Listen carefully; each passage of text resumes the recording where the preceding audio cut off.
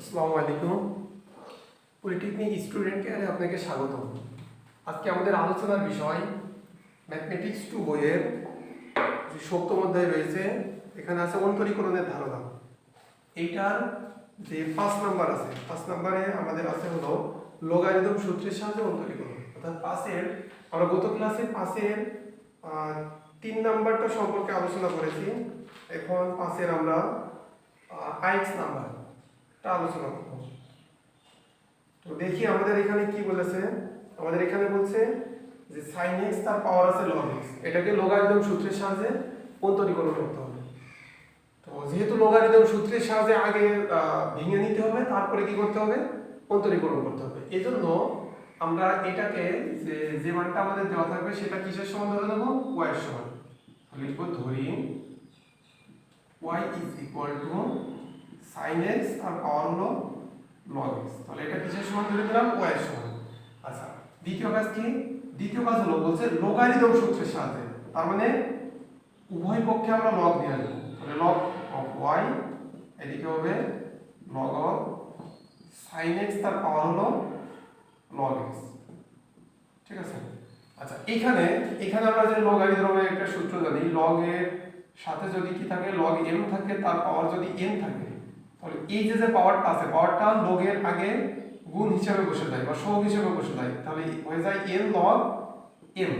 তাহলে এখানে sin x কে কি ধরতে পারি আমরা, m ধরতে পারি, আর log x কে ধরতে পারি n। তাহলে n টা কি হবে, log এর আগে চলে আসবে, অর্থাৎ n n হিসাবে আমাদের এখানে কি আছে, n হিসাবে আছে আমাদের log x। তার মানে log x into log sin x।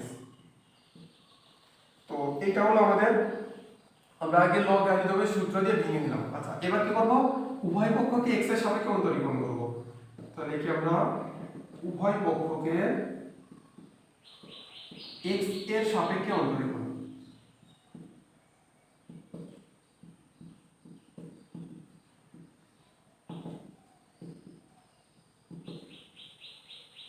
আচ্ছা, আমরা কি করব, উভয় পক্ষকে x এর সাপেক্ষে অন্তরীকরণ করব। উভয় পক্ষ বলতে আমাদের এখানে যে বাম পক্ষটা আছে, অর্থাৎ আমরা কি লিখব, ddx। অন্তরীকরণ মানে ddx, কাকে, log y কে, বাম পক্ষ।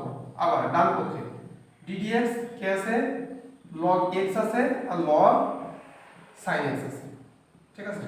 তো আমরা যে বাম পক্ষ এবং ডান পক্ষ আছে, উভয় পক্ষে শুধু ddx টা অ্যাড করেছি, আর কিছুই করিনি। আচ্ছা, এখন এখানে দেখি আমাদের y কে যদি আমরা x ধরি, তাহলে কি হয়, ddx অফ log x এর সূত্র। তাহলে log x মানে কি, 1/x, ddx log x মানে হলো 1/x। তো x সমান আছে আমাদের y, তাহলে 1/y। আচ্ছা, y কে আসলে x না, y কে আমরা x ধরে নিয়েছি, তাহলে 1/y ইনটু কি করতে হবে, যেহেতু y কে x ধরে নিয়েছি, তার মানে y কে আবার ddx করতে হবে। তাহলে ddx of y is equal two, তো এইখানে আমরা খেয়াল করি যে log x কে যদি আমরা u ধরি আর log sin x কে যদি v ধরি, তাহলে আমাদের কি ddx uv এর সূত্র।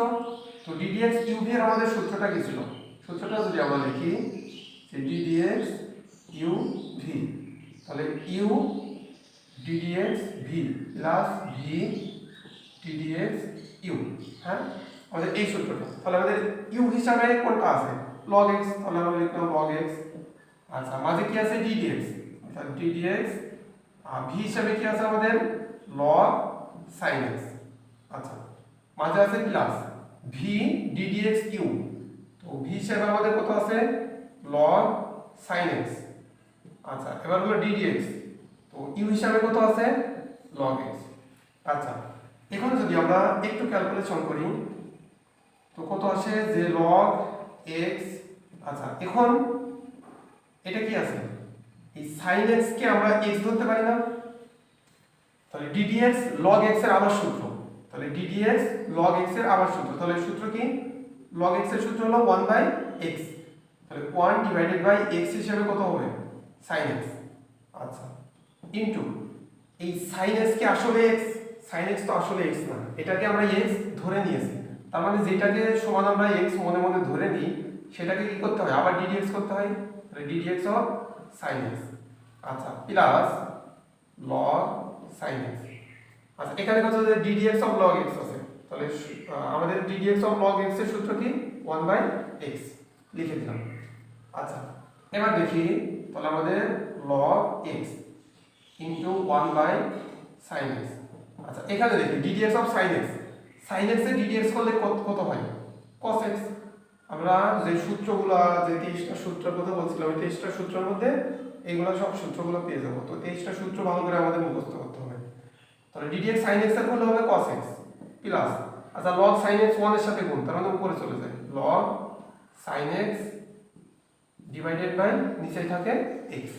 আচ্ছা এখন দেখি cos x টা কার 1 এর সাথে গুণ না, তাহলে cos x টা উপরে cos x divided by sin x। তার মানে cos x divided by sin x এটা কিসের সূত্র?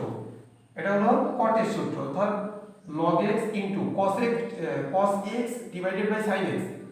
এটা সমান আমরা কি লিখতে পারি cot x লিখতে পারি plus log sin x divided by x।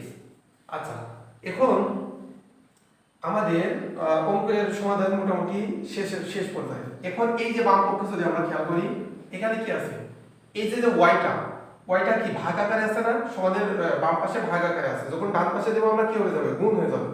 তার মানে এখানে আমরা কত লিখব যে বা dy divided by dx is equal to এই ওয়াইটা শুধু এই যে এই ওয়াইটা এখানে গুণ হয়ে গেল, তাহলে dy বাই dx হলো। আর কিন্তু এই যে ওয়াইটা ভাগ হিসেবে ছিল সেই ওয়াইটা ডান পাশে এসে গুণ হয়ে গেল, অর্থাৎ log x into cot x plus log sin x divided by x। আচ্ছা এখানে দেখি আমরা এই যে ওয়াইটার মান আমরা প্রথমে ধরে নিয়েছিলাম না, কত ধরেছিলাম sin x তার পাওয়ার হলো log x। তার মানে শুধুমাত্র এই সমীকরণটাতে আমরা কি করব এই y এর জায়গায় লিখে দেব কত sin x তার পাওয়ার হলো log x, বাকি যা ছিল তাই লিখে দেব log x cot x plus log sin x divided by x। তো এইটাই হলো আমাদের নিম্নের অ্যানসার। তো আশা করি বুঝাইতে পারছি। পরবর্তী ভিডিও পাওয়ার তো ধন্যবাদ সবাইকে। পরবর্তী ভিডিও পাওয়ার জন্য আমাদের সাথে থাকুন।